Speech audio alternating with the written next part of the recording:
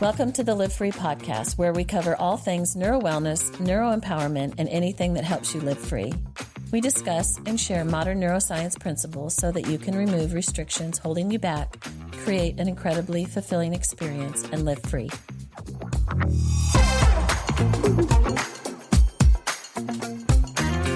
Welcome to the Live Free podcast. We're glad you're here with us today. Today we're going to be talking about how our word choices alter our experience. Yeah, so I have a question for you. Have you seen the movie Arrival? I have, but it's been a long time. Okay, so spoiler alert, I'm going to try not to share anything that is too much of a spoiler, but general plot summary of the movie, and then I'll explain why we're starting first with a movie about alien encounters. So the protagonist of the story, woman played by Amy Adams, she gets called to be one of the first people to interact with these aliens that have just arrived on Earth. And they've kind of arrived on multiple different continents, all in like identical ships. But she gets called to interact with them because she is a world-renowned linguist. And her job is to figure out how to communicate with these aliens. They also call I think Jeremy Renner, who's a mathematician or a physicist or something along those lines. Pretty much all these great minds, so they can figure out, why are the aliens here? What do they want? What are we going to do? How do we communicate? And what's interesting is that these aliens, their language is so different than ours. They don't have a written language that is there's a start to a sentence and then an end to a sentence. They kind of write in these kind of pictographs that are circles. So there's no beginning or end to their thought. It's just the entire thought presented simultaneously. And what ends up happening to the protagonist, this linguist, is that as she learns this alien species language, she begins to see time as they see it, without beginning, without end, kind of seeing everything simultaneously, which is a fascinating concept.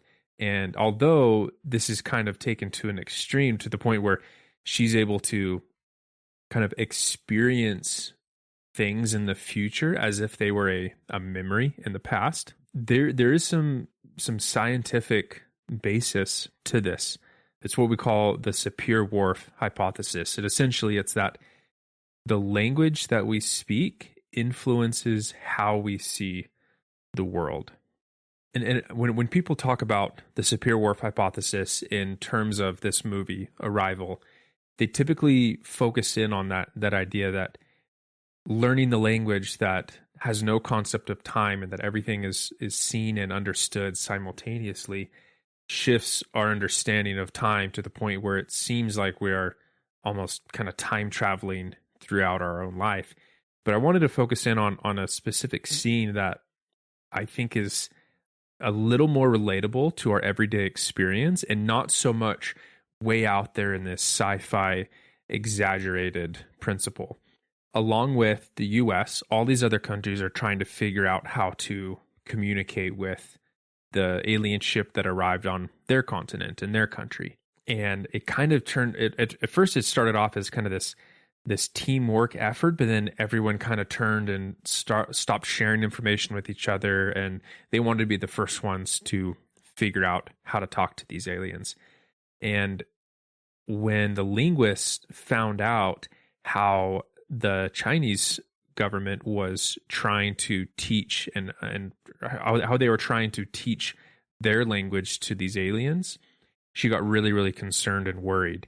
And it's because the Chinese, at least just in this movie, they were using a game similar to chess to try to teach this new alien species how their language worked. And she said, like, this is an issue because if they learn if their entire understanding of the language is based on the idea of a game that is essentially a game of war, there is winners and there's losers, and you are killing your opponent, it is going to forever shape their understanding of the language, and consequently, their understanding of the earth and this new experience. And although that's not talked about as much, because the more novel idea of kind of almost time traveling is, I think this principle is way more important because it's more relatable and it is more applicable to our own lives.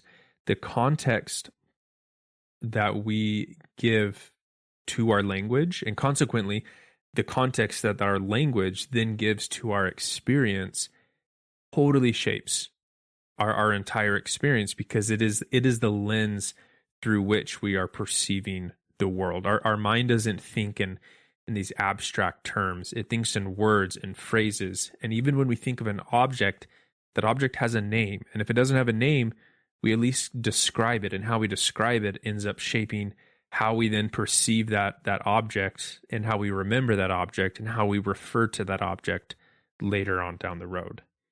So another name for this is the linguistic relativity, and it basically says that our language shapes the way a person sees the world. And so in that movie, her concern was she didn't want the aliens to see and understand our world only through the lens of war and eliminating the enemy. Right? Exactly. And so context, right? So, I mean, one example that I hear a lot is how snow sport enthusiasts have multiple names for snow. I mean, that kind of is what we're talking about here, right? Like on a very simplistic level, if you boil it all down, they use different words based on their context, right? Yeah. So I love snowboarding, but I wouldn't quite call myself an enthusiast. I don't know all these names for snow. But I hear about it from my skiing and snowboarding friends. When I see snow, I just see snow. So sometimes I can see, powder snow or maybe some sleet. If we're going down the slopes at the end of the season, I can tell it's kind of icy snow. But even then, I wasn't even able to make that distinction until I started snowboarding. Growing up in Arizona, all I knew was just there's snow, and so the first time I went snowboarding, I was like, yeah, this is all snow. And our friends were like, well, it's not the good snow. And I'm like, what do you mean? Snow is snow. And they're like, well, it's not powder. And I'm like, yeah, it's not powdery. But in their minds, because they had these words to describe these different kinds of snow, they actually experienced the snow differently. And consequently, that ski trip was completely different for them. I didn't even know that there was something different to be experienced about that trip. I was like, this is snow, and that's what it is. Whereas these other people, they were able to relate this experience to this other one and compare and contrast. And they were able to, even looking at the slopes and the hillside, they were able to make a distinction between different areas of the mountain based off of what type of snow is there. I wasn't able to make that distinction because I didn't have words to describe the two different kinds of snow or the 5 or 6 different kinds of snow. So yeah, that's kind of what this boils down to, is that the words that we have, not just the words we have in our vocabulary, but the words that we are choosing to use shift and alter our experience of the world around us. And I think that is so powerful that I don't even think we fully comprehend how massive of an impact that has on our own individual life. Like, yeah, we're talking about this movie with, teaching aliens our language, but what about like our day to day? What about our personal experience and whether we're in a good mood or a bad mood? And I think it all does connect back down to the language that we're using, the words that we're using. So I've heard that people who speak a second language can actually have like a different personality when they're using that language. Like, you lived in Brazil, right, for a couple years and learned Portuguese. How did speaking Portuguese affect how you saw the world? That's an interesting experience. And Portuguese and English aren't even super different from each other. Portuguese and Spanish are obviously more closely related, and even Portuguese and Italian. but they have a lot of commonalities. But even with these few little distinctions and differences, it definitely did make a shift in how I perceived and interacted with the world. The one that comes to my mind the most often is that in Portuguese, you don't say, I am hungry or I am angry. You phrase it like, I am with anger or I am with hunger.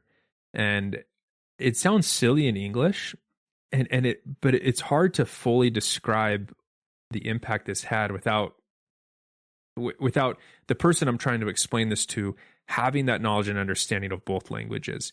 Instead of seeing myself as angry, I kind of saw anger as this thing that was next to me that I was temporarily wrapping my arm around, or hunger that I was kind of temporarily holding around my stomach, which is on its own pretty powerful. That it's not that I am angry and now I have identified with this adjective and with this emotional state, but rather this is something that is presently with me, next to me, kind of I'm hanging on to, or it's hanging on to me. Emotions in these different states of mind felt more temporary and fleeting and less like labels, which was crazy. And then there's the obvious ones, like in Portuguese and most Romantic languages, most nouns have a gender. And because of that, they kind of take on that either feminine or masculine quality or aspect to it. In fact, there are certain words that are almost exactly the same, except for, this word over here is masculine and this over here is feminine. I can't think one off the top of my head right now, but literally the only difference is one had an O at the end, one had an A at the end. And so essentially, one was a masculine form of that written word and one was a feminine form of that written word. And yet they were two completely different objects that felt so distinct and had respectively more masculine or more feminine qualities and attributes to them. And surprisingly enough, there's actually a ton of evidence and research that people that speak a second language, like you mentioned, have a different personality when they're speaking that language. Talk to any student that did a foreign exchange or people that lived in another country for a period of time. And I still don't totally understand how that really develops and works and how it becomes a completely different personality. But in a way, you're taking a blank slate and then relearning how to describe and interact with your world. And consequently, you're going to have a different personality because you have a different experience with the world, because you now have a different system and paradigm within which to describe that world. And even though, most of us may not end up learning a second language to the point where we're fluent and develop that other personality, we can still make that shift on smaller levels just in shifting how we use the language and the vocabulary that we're choosing to use more of or choose less of. So what I'm hearing you say is that the language that you're using, whether let's say it's Portuguese or English, I am with hunger or I am hungry, it is changing your experience. It's changing the emotional reactions, the things that you feel within that experience. How might that affect how we perceive our past experiences and how we look forward to future experiences?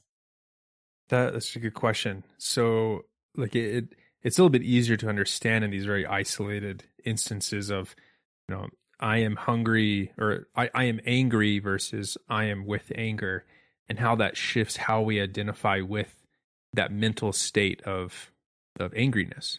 But it definitely goes way beyond that. The words that we use to describe past experiences shifts how we feel and perceive those past experiences, and consequently, how we're going to interact with future similar experiences going forward. So let's take a really common example, going through a really hard breakup with someone. And if you are choosing to use more negative and confining and just disheartening and hopeless language when you talk about that past experience, which maybe there is some aspect of that past relationship that does align with that language. But if that is the language you are using to describe that experience, that is going to be how you perceive that experience. People think it's the other way around. They think they perceive it one way and then describe it using that language. But it actually happens the other way around, at least most of the time. And then sometimes it gets kind of turned into autopilot where we just naturally start to perceive it that way and then end up describing it. But the language that you use to describe it is actually going to be what determines how you perceive it. So you can either choose to describe that past relationship as disheartening and frustrating and unfulfilling and a letdown, or you can choose to use language to describe it that is going to be more beneficial for you in the long term. So it was fulfilling. I wasn't lonely during the holidays. We enjoyed all this time together. All of a sudden, that shifts how I perceive that experience, and that is going to influence how I perceive these future relationships and opportunities and possibilities. And that's huge. And the thing is, one, it's totally free. You don't have to pay anybody to come in and change how your brain works. You just use your 3 powers to focus on a new meaning and then take action in what words you are using to describe that experience. And it's crazy how well this works, but yet at the same time, how few people know about it and how few people are willing to implement it because they just don't believe that they have power to alter their perception of those experiences. Why would you not want to be in total control of your experiences? We can go down that road. I think there's some pretty good answers to why that is, but when it comes down to it, would you rather be in control of your experience and perception of both the past and consequently the present and future? Or would you rather be a victim to the way things turned out and the natural tendencies of your brain to look for things that are negative and frustrating in an attempt to avoid future pain and heartache in the future, but then at the same time prevent any sort of joy and progress while it's trying to keep you safe? It on the surface, it feels like a really, really easy decision to make. It can be a little bit harder because of what all is implied with making that shift in how we use our language and the fact that we have to own up to the fact that we are responsible for these negative and not so fun experiences that we have. I think in the long run, it's so much better to take back that power and control for yourself and be the one that determines what your perceptions are going to be. What you're describing has such a far-reaching, kind of universal impact on our life experience, our whole life experience. And I believe that it's kind of like we have each of these days and we put them all together and they become a year. We have each of these word choices and we put them all together and they describe an experience. And with that description, we are infusing meaning and emotion into that experience. I think it all starts with becoming aware of the words that we're choosing. I mean, I love how you described having a choice, and when we have a choice in the words that we use and how we describe our experiences, it completely shifts and changes and can change, has the potential to change from perceiving an experience as negatively, profoundly negative experience, or perceiving an experience as positive and growth oriented. And it all starts with that awareness of the words that we're choosing. And that kind of takes that big, huge, overarching concept of language defining our experiences and brings it down into those small choices that we make. I can hear a lot of people right now in the comments or just saying something like, but this experience was very objectively bad. I don't want to lie and describe it as not how it was. And you're right. Sometimes there are things that to you are very objectively bad.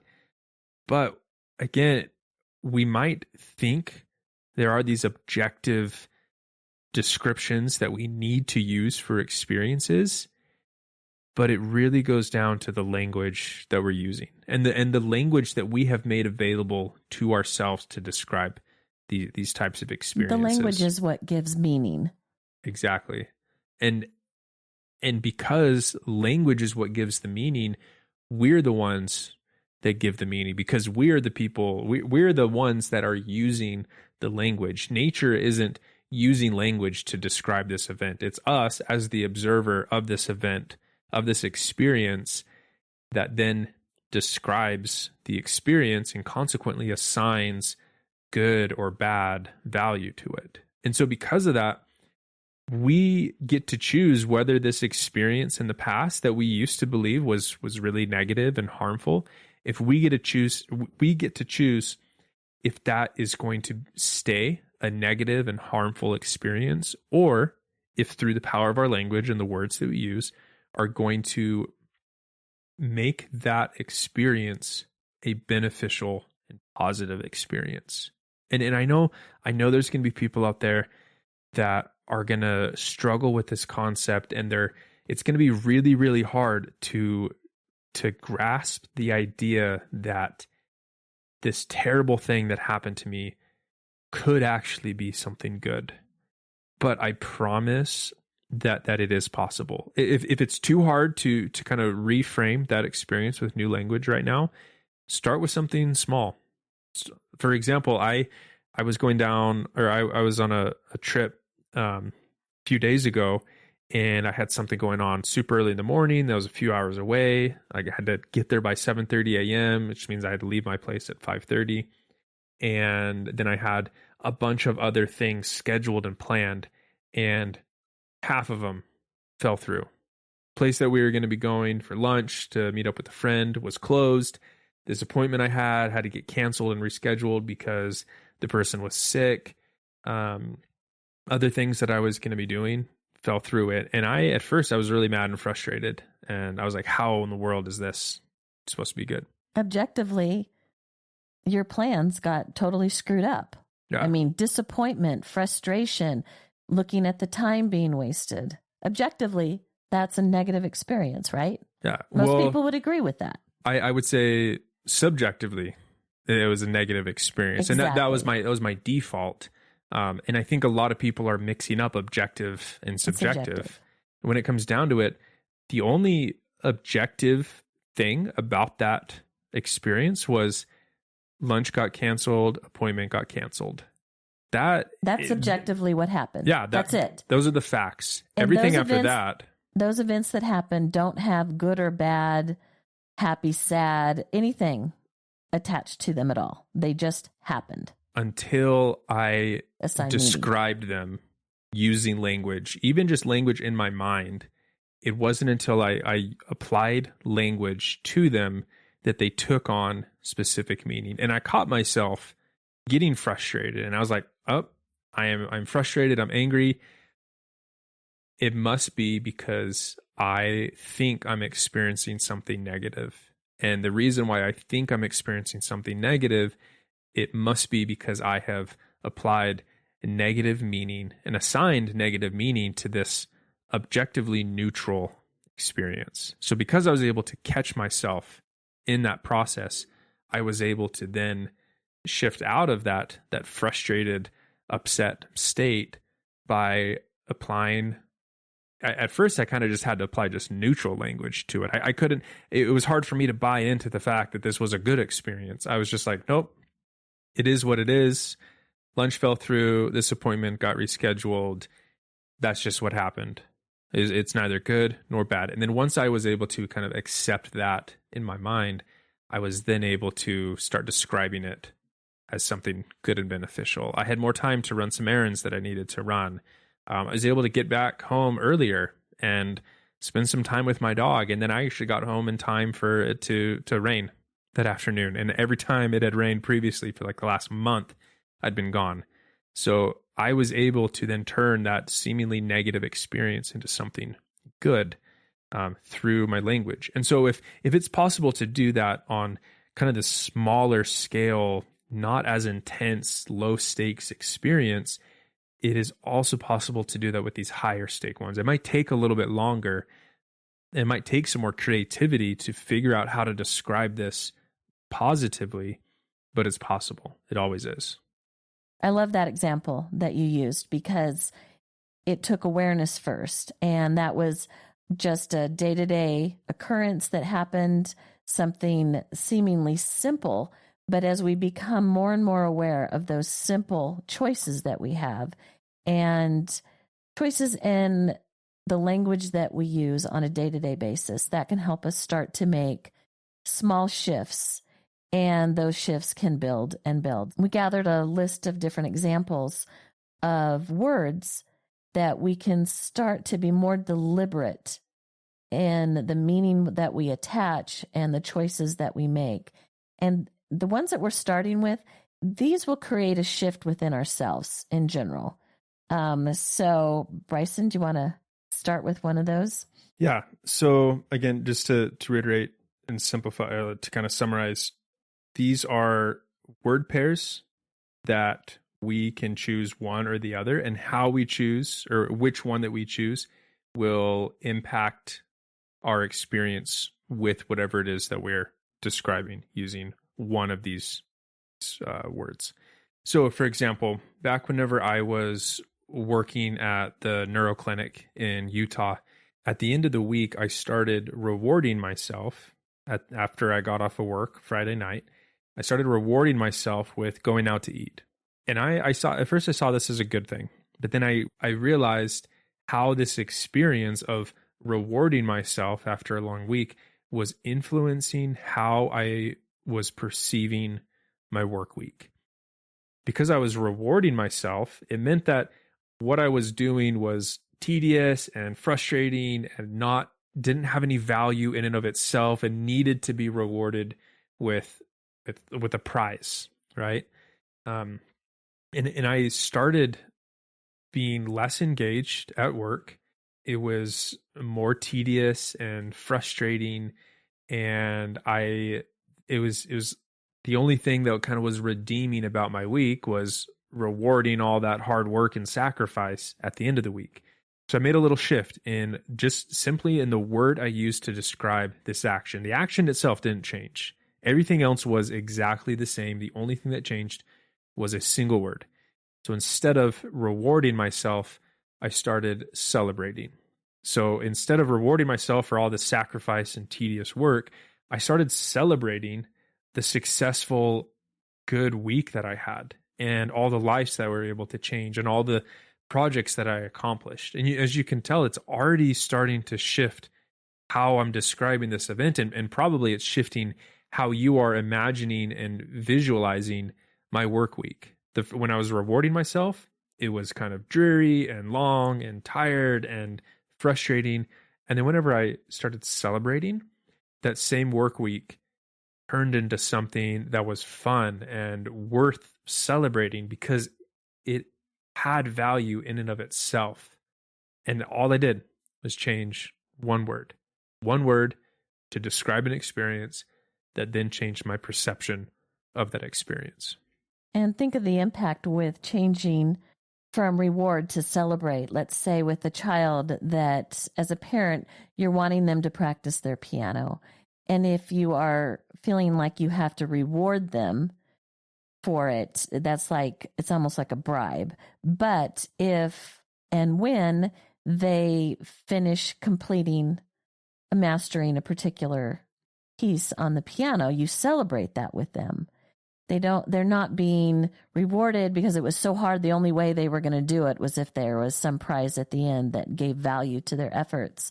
But if you're celebrating them also and all that went into it and how joyful it is that they now have accomplished and completed mastering something.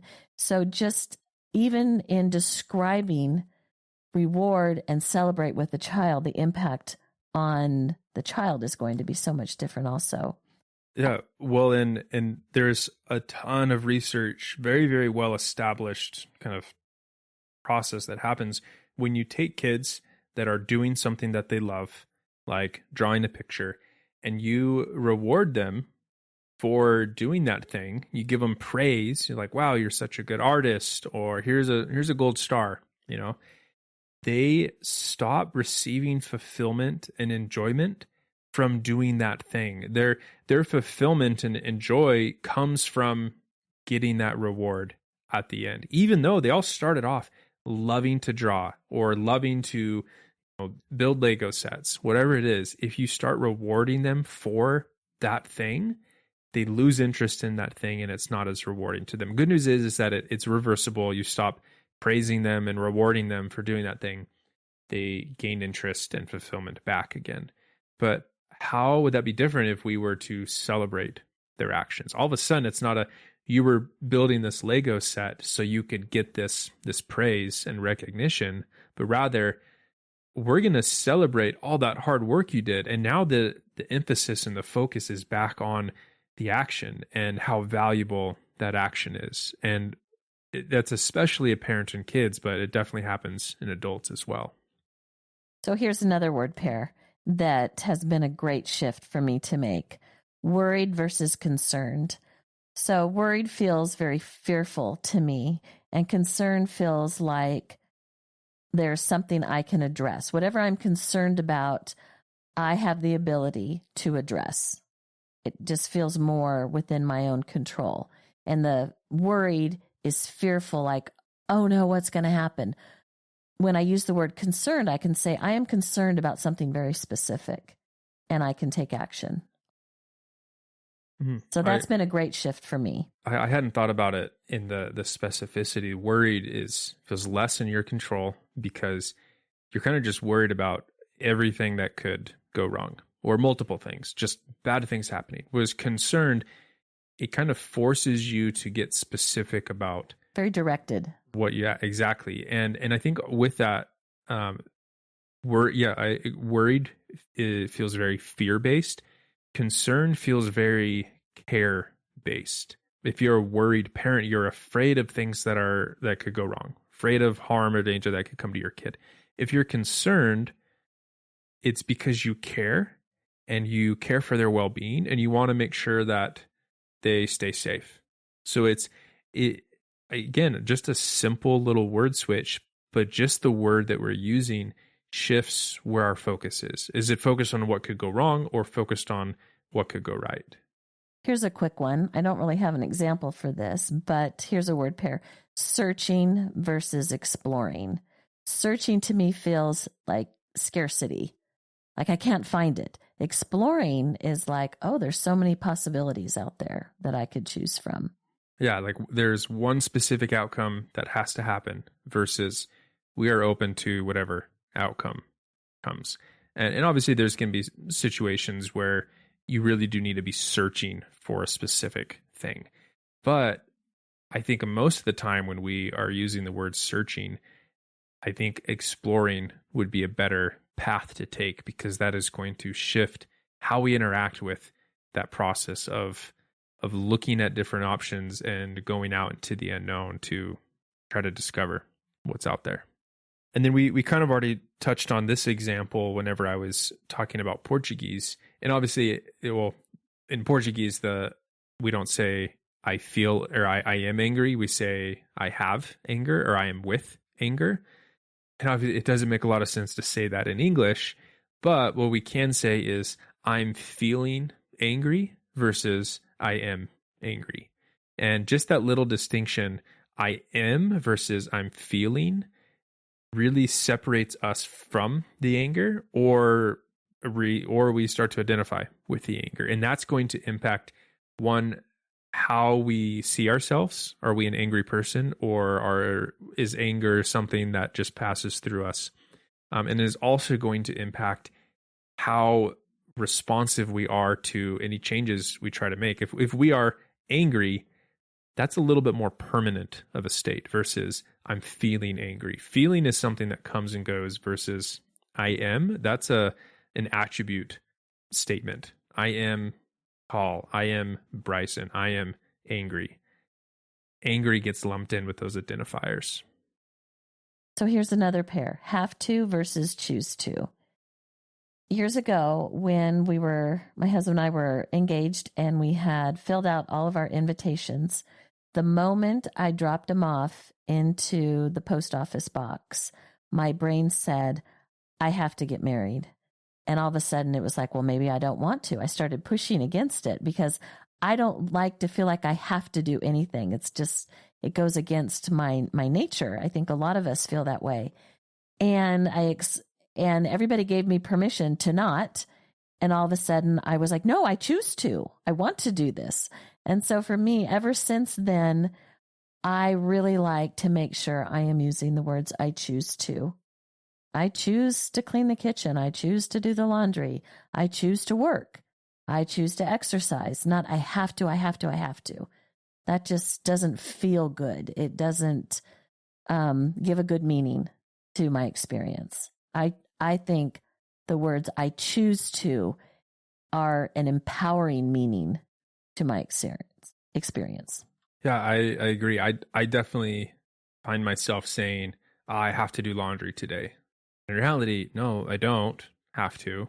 I have other clothes that I could wear. I just don't like them. So when it comes down to it, anytime I end up doing laundry, it's actually because I do choose to do laundry. So the whole idea of have to is kind of just an illusion that we kind of tricked ourselves into believing, which is silly because it just makes us more resistant to doing it and less likely to do it. It would be so much better to just ramp up the energy behind choose to, get really excited about it. When I have that mentality about my exercise, my workouts are so much better. When it's not an obligation and a chore to go work out, I am way more excited. I'm more focused and engaged when I'm working out. It all goes back to the words we choose to use to describe experiences completely shift our perception of that experience. And consequently, how we feel, how we act, and the results that we see. It's such a simple principle, but yet it's really, really, really powerful. This is one that I think can be very powerful in the ways that you just described, especially in the emotions behind it that occur with an experience. Let's say someone doesn't get a job that they really wanted. They can feel rejection, or they can see it and give a meaning to not getting that job of redirection. So instead of saying, I have been rejected, it's more like, I am redirecting, or I have been redirected to something else. Yeah, I agree. I think the objective, the actions that have happened are exactly the same. The events, the timeline are exactly the same. But just that word that we use to describe that event not only shifts the energy and the emotions behind it, but consequently how we approach everything after that. If we got rejected from this job, we're not going to be super engaged with all these other ones. Or if we are, it's going to kind of be this desperate endeavor versus redirect. All of a sudden, it's actually, I'm a little bit closer to where I'm supposed to be. That wasn't where I was supposed to be. And now I am moving in the direction that is more towards what I actually need. One that is, I feel a lot of people can relate to is nervous versus excited. Objectively and physiologically, they're very, very similar experiences. Heart racing, maybe even a little bit of sweatiness. Our pupils are going to dilate a little bit. All of that is objectively the same. But the way that we use to describe that experience of that heightened, aroused state of mind that comes from our experiencing anything that we deem to be really important, all of that is going to shift based on how we use to, or what words we use to describe that experience. So whatever sport or instrument that you play, think of some big event. If you're a musician, think of a big concert that is about to happen. If you're an athlete, think of your big game or your match or your tournament, whatever it is. So put yourself in that situation. Imagine that whether it's the event or the match or the game or the tournament or the concert, it's about to happen. You're sitting there and your heart's racing. You might even be shaking a little bit. And you say to yourself, I'm nervous about blank. Where does your mind go whenever you use the word nervous? Fear. And then, fear, what could go wrong? I'm nervous about messing up, what others are going to think about me, any of that. And then let's reverse, go back, and now say to yourself, I'm excited about blank. What comes to mind? Where does your mind go to, and what does it focus on? For me, I think of possibilities and opportunities, and I'm excited to prove myself. For me, I'm imagining myself right before a football game. I'm excited to go out and do my best. I'm excited about winning this game. I'm excited about all the cheer and support from my friends and family. Just that one word, excited versus nervous, even though the objective experience was exactly the same thing, exact same location, exact same event, exact same physiological response in your body, just that word shifts our perception of that experience. And consequently, like we sound like a broken record now, consequently, how we will interact with that experience going forward. So let's talk for just a minute as we wrap up this podcast about how this discussion today relates to our three powers. We've talked about the three powers in previous podcasts. Number 1, focus. Number 2, meaning. And number 3, action. So today was primarily meaning and the meaning that we attach to the language we use. But also, we can choose specific words that have the meanings that we want.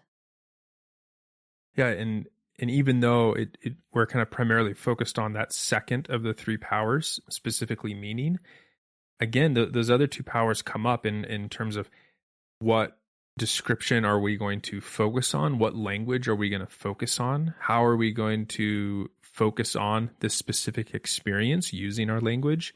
And then also action in what words are we going to say? What words are we going to think to ourselves to describe this event? Describing is an action. It's so powerful when you understand these three powers and how they're connected to the fundamental purpose of our nervous system and how they totally shape and dictate our experience and results as human beings. I think it is so cool that we have this power to shape our experiences, meaning and the words that we use just being one of those many tools in shaping our experience. Thanks for joining us for today's episode of the Live Free podcast. Subscribe to never miss out on new episodes and follow us on Instagram at livefree_neurowellness.